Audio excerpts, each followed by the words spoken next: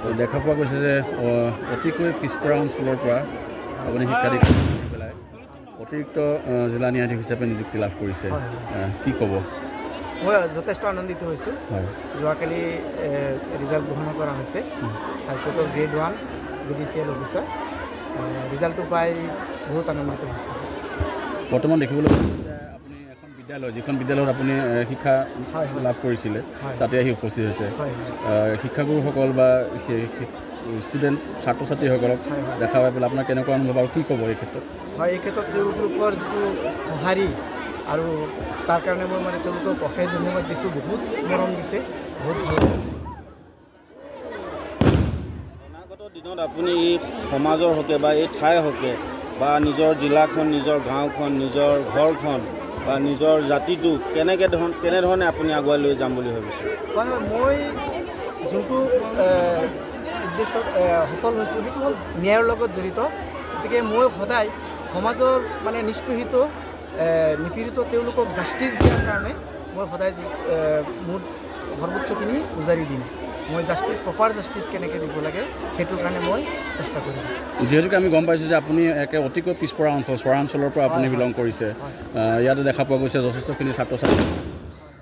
কি ক'ব তেওঁলোকক মই এইটো ক'ম যে তেওঁলোকে লক্ষ্য স্থিৰ কৰি তেওঁলোকে কঠোৰ পৰিশ্ৰম কৰি তেওঁলোকে লক্ষ্যত উপনীত হ'ব পাৰিব। তেওঁলোকে নিৰাশ নহয় যে আমি পিছপৰা অঞ্চলৰ ছাত্ৰ ছাত্ৰী, গতিকে আমি একো হ'ব নোৱাৰিম, মোৰ দেউতাৰ আৰ্থিক অৱস্থা বেয়া, মোৰ ঘৰ চহৰ, মই খোজকাঢ়ি আহিব লাগে, নাও পাৰ হৈ আহিব লাগে, হাকো পাৰ হৈ আহিব লাগে। তেওঁলোকে যাতে সেইটো হীনমান্যতা মনত নানে, কাৰণ হীনমান্যতাই সাফল্যৰ এটা অন্তৰায় হৈ থিয় হয়। যে আপোনাৰ এজন ছাত্ৰ আজি জিলা ন্যায়াধীশ হিচাপে নিযুক্তি লাভ কৰিছে, অতিকৈ পিছপৰা অঞ্চলৰ পৰা গৈ পেলাই আজি তেওঁ এই পদত লাভ কৰিছে, কি ক'ব? হয়, আজি আবু আৰিফ খানৰ নিচিনা ছাত্ৰ যদি ঘৰে ঘৰে থাকিলে, মই আৱেগিক হৈ গৈছোঁ। দুজন ছাত্ৰ, তেওঁ 2001ত মেট্ৰিক পাছ কৰিছে। যেতিয়া স্কুলত আহিছে, স্কুলটো ভাংচাৰ, 1983 চনত স্কুলটো হৈছে। খেৰৰ ঘৰ, ৰাইজৰ দান বৰঙণিৰে চলিছে বিদ্যালয়খন। মাষ্টৰবিলাকে পেটত গামোচা বান্ধি 1 টকা দৰমহা নোপোৱাকৈ তেওঁলোকক পঢ়াইছে। 2001ত মেট্ৰিক পাছ কৰি গৈছে। তেওঁ ঘৰৰ পৰা আহিলে 3টা সুঁতি পাৰ হ'ব লাগে। এতিয়াতো হাকো নাই, লং পেণ্টটো পলিথিনত ভৰাই, কিতাপকেইটা পলিথিনেৰে মেৰিয়াই, লুঙি পিন্ধি আহি স্কুলৰ ওচৰত আহি পেণ্ট পিন্ধি আহে। এনেকুৱা কঠোৰ পৰিশ্ৰম, ৰ'দ বতাহ বৰষুণ ইত্যাদি প্ৰাকৃতিক প্ৰতিকূল পৰিৱেশ নেওচি তেওঁ স্কুলত আহিছে, কঠোৰ পৰিশ্ৰম কৰিছে, তেওঁ সাফল্যমণ্ডিত হৈছে। ইয়াৰ পৰা তেওঁ মেট্ৰিক পাছ কৰি গৈছে, আকৌ হায়াৰ ছেকেণ্ডেৰী পাছ কৰিছে, BA পাছ কৰিছে, নগাঁও ল' কলেজৰ পৰা LLB আৰু কিবা LLM আৰু AJS পৰীক্ষাত তেওঁ উত্তীৰ্ণ হৈছে। ঢেৰ কিবা কিবি যিখিনি লাগে চৰকাৰী গাইডলাইন মতে তেওঁ ইত্যাদি অৰ্হতা লৈ চৰকাৰে নিখুঁতভাৱে যি বিচাৰ বিবেচনা কৰিছে, তাৰ কাৰণে আমি সমূহ সংখ্যালঘু ৰাইজ মাননীয় অসম চৰকাৰৰ ন্যায় বিভাগক অশেষ ধন্যবাদ জ্ঞাপন কৰিছোঁ যে আমাৰ পিছপৰা অঞ্চলৰ পৰা উঠি অহা এজন শিক্ষিত যুৱকক যে যোগ্য স্থান দান কৰিছে। ইয়াৰ পৰা বুজা যায় যে আজিৰ পৃথিৱীখন সাৰ্ভাইভেল অফ দ্য ফিটেষ্ট, যোগ্য যোগ্য বসুন্ধৰা। যোগ্যজনে এই পৃথিৱীত ভাল স্থান পাব আৰু জীৱনৰ অমিয়া তেওঁ ভোগ কৰিব। পিছত আৰু এটা সগৌৰৱে ক'ব পাৰোঁ, 2005 চনত তেওঁৰ একে ঘৰৰ, ইটো ঘৰ সিটো ঘৰ, জহিৰুল ইছলাম আজি 4 বছৰমান আগত BDO হৈছে, আমাৰ স্কুলৰে ছাত্ৰ। আমাৰ বিদ্যালয়ৰ পৰা হয়তো আমাৰ আগৰ বেজ গৈছে, তাৰ পৰা MLA হৈছে, ডাক্তৰ হৈছে, ইঞ্জিনিয়াৰ হৈছে, বহুত উকিল নগাঁও কোৰ্টত গ'লে ভাল লাগে, বহুত উকিল আছে। আজি আমি প্ৰথমজন ন্যায়াধীশ আমি পাইছোঁ। আমাৰ এই অঞ্চলৰ পৰা আমাৰ বিদ্যালয়ৰ সহকাৰী শিক্ষক চৌধুৰ ছাৰৰ ল'ৰাটোৱে যোৱাবাৰ নীটত পাইছে, মানে কোৱালিফাই হৈছে। বৰ্তমান ডিব্ৰুগড় মেডিকেলত অধ্যয়নৰত হৈ আছে। তাৰমানে বুজা যায় যে বহুতে কয় এইটো নাম আছিল প্ৰথমতে কান্ধুলিমাৰী খৈৰামাৰী হাই মাদ্ৰাছা। তাৰমানে মাদ্ৰাছা বুলি ক'লে এটা মানে নজনা মানুহৰ কাৰণে এটা ভিন্ন মত এটা আছিল। আচলতে এইটো ছেকেণ্ডাৰী এডুকেশ্যন। আৰবী ছাবজেক্টটো কম্পালচৰি হোৱাৰ কাৰণে এইটো নাম আছিলে মাদ্ৰাছা। মাননীয় মুখ্যমন্ত্ৰী হিমন্ত বিশ্ব শৰ্মা ডাঙৰীয়াই 2 বছৰ ধৰি মাদ্ৰাছা শব্দটো উঠাই দিলে, হাইস্কুল হ'ল। আগতেও কাৰিকুলাম হাইস্কুলেই আছিল। এতিয়া আমি কান্ধুলিমাৰী খৈৰামাৰী হাইস্কুল। গতিকে আমি ৰাইজক আহ্বান জনাব বিচাৰিছোঁ যে বহুতে কয় চৰকাৰী স্কুলত লিখা পঢ়া নহয়। চৰকাৰী স্কুলত লিখা পঢ়া নহয়, হয় 100% শুদ্ধ নহয়। কিয়নো ইয়াত মেধাসম্পন্ন ছাত্ৰ ছাত্ৰী খুব কমেই আহে। এই আবু আৰিফ খান বা জহিৰুল ইছলাম, তেওঁৰ 3টা ভাই ককাই। মোৰ দীঘলীয়া হৈ গৈ আছে, দীঘলীয়া নকৰোঁ। এজন হ'ল এয়া মোৰ সন্মুখত আছে, তেওঁৰ ককায়েক আমিনুল খান, তেওঁ প্ৰাথমিক বিদ্যালয়ৰ প্ৰধান শিক্ষক। আৰু এজন আছে আবু শ্বৰীফ খান, এইজন 3জন ভাই ককাই।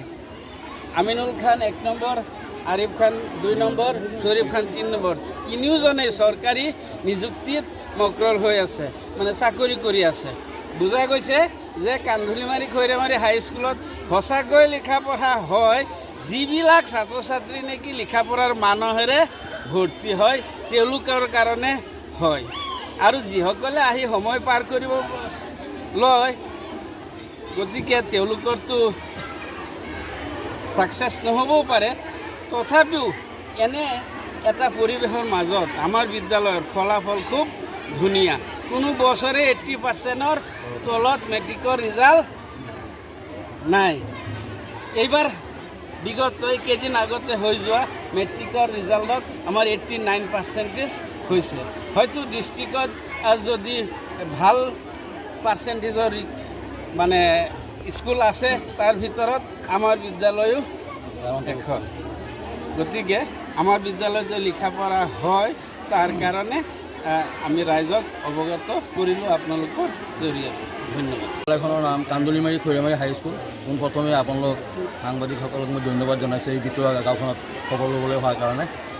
তেওঁৰ নাম আবু আৰিফ খান, আমাৰেই ছাত্ৰ। তেওঁ আমাৰ ইয়াৰ পৰা প্ৰায় 3 কিলোমিটাৰ নিলগৰ একেবাৰে দুৰ্গম চৰাঞ্চলৰ পৰা আহি ইয়াত অধ্যয়ন কৰিছিল। প্ৰায় 3টা সুঁতি পাৰ হৈ আহিছিল।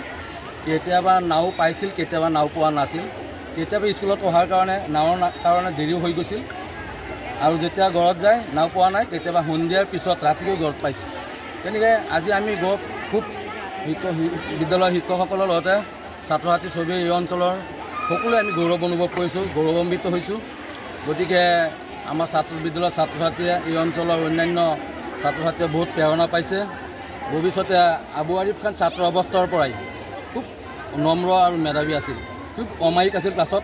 আৰু শিক্ষাগুৰুসকলৰ প্ৰতিটো কথা সি খুব মনোযোগেৰে শুনিছিল আৰু গুৰুত্বপূৰ্ণ প্ৰশ্ন কৰিছিল ক্লাছত। গতিকে সেই সময়ৰ কিছুমান দৃশ্য স্মৃতি মোৰ মানপটত বাঢ়ি উঠে। যেতিয়া তাক পঢ়াইছিলোঁ 1999, 98 আৰু 99 চনত, 1998, 99, তেতিয়া 6 আৰু 7ত পঢ়ে। আৰু তেতিয়া সেই সময়ত কিছুমান প্ৰশ্ন মোকেই সুধিছিল। তেতিয়া কাৰ্গিলৰ যুদ্ধ চলি আছিল। মোক সোধে, ছাৰ কাৰ্গিলৰ যুদ্ধৰ বিষয়ে আপুনি কওকচোন। ক্লাছত মোক সুধি পেলাইছিল। মই কৈছোঁ যে এই যুদ্ধখনৰ নাম ছাৰ কাৰ্গিলৰ যুদ্ধ কিয় হ'ল। মই এই বিষয়ে বিতং ভাঙি তাক বুজাইছোঁ, লগতে অন্যান্য ছাত্ৰকো বুজাইছোঁ। কিন্তু কোনেও সোধা নাছিল, সিয়েই মোক সুধিছিল, ছাৰ যুদ্ধখনৰ নাম কাৰ্গিলৰ যুদ্ধ কিয় হ'ল আৰু এই যুদ্ধখনৰ বিষয়ে ছাৰ অকণমান আমাক বিশ্লেষণ কৰকচোন, বহলাই কওকচোন। তেতিয়া সেই কথাটো আজি আপোনালোকৰ মনত পৰি গৈছে। এনেকুৱা যিকোনো মই ইংৰাজী পঢ়াইছিলোঁ, যিকোনো মানে খুব প্ৰশ্ন নুবুজা লাজ কৰা নাছিল, সুধিছিল। কিন্তু ব্যৱহাৰ অতি নম্ৰ, শিক্ষাগুৰুসকলৰ প্ৰতি অতি মানে শ্ৰদ্ধাপৰায়ণ আছিল আৰু অমায়িক ব্যৱহাৰ আছিল।